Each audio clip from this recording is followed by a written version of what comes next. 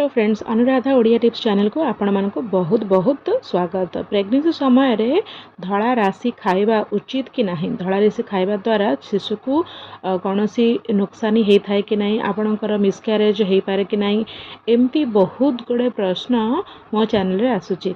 तो आज ये वीडियो रे आमे जानिबा कि प्रेग्नेंसी समय रे आपण राशि खाई परिबे कि नहीं, धड़ा राशि हो बा कला राशि हो, आपण ये समय रे खाई परिबे कि नहीं। तो मते कमेंट सेक्शन रे निश्चय जणेबे कि आपणकर प्रेग्नेंसी रो कौन मंथ चली आपण प्रेग्नेंसी समय रे ए धड़ा राशि बा कला राशि खाउचंती कि नहीं। तो चलंतु वीडियो टी को स्टार्ट करबा। तो प्रथमे मु आपणको कहिबा को चाहूची कि जो राशि हेता हेतरे कौन कौन न्यूट्रिएंट सब थाए।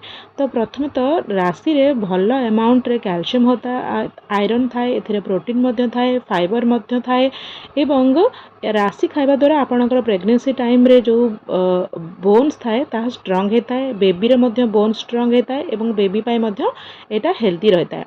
तो कहीं एमती कहा जाए कि ए प्रेग्नेंसी समय रे राशि खाइबा उचित नुहे।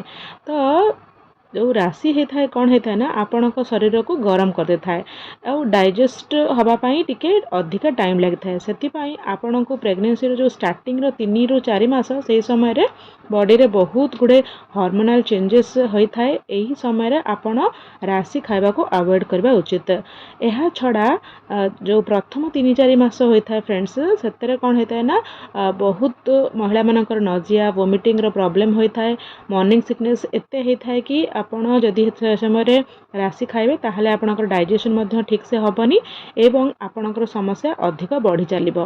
तो प्रेग्नेंसी रो 5मा मास ठारू बा 5th मंथ ठारू आपण राशि खाइबा स्टार्ट करि परिबे।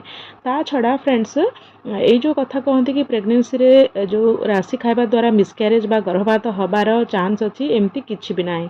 यार कौन सी साइंटिफिक प्रूफ मध्य नाही।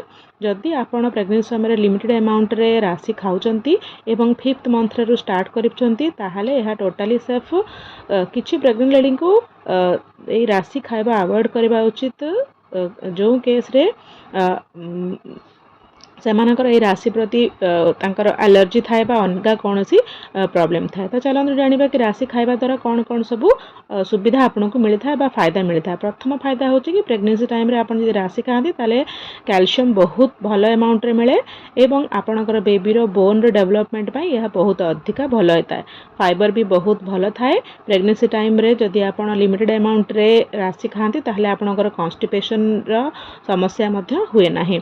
ता छड़ा प्रेग्नेंसी टाइम रे आपणकर ओमेगा 3 फैटी एसिड मध्य बहुत जरूरी होता है, जहाँकि स्किन आउ आपणकर हेयर पाई बहुत भल होता है।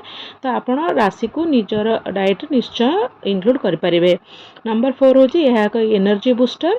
आपण जदि प्रेग्नेंसी समय रे बहुत थका अनुभव करथांती ताहले राशि आपण खाई परिबे। ता छड़ा जदि सर्दी टाइम रहता है बा ठंडा टाइम होता है, यही समय रे शरीर को गरम करियार मध्य राशि बहुत भल होता है।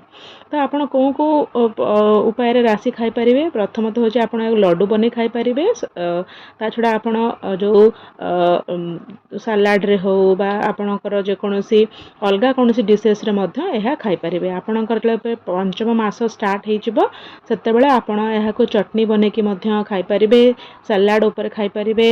ता छड़ा अलगा सब कोनोसी जदि आपणकर एरिया रे कोनोसी प्रकार राशि रो कोनोसी डिश बना होची ताहले मध्य एहा खाई परिबे।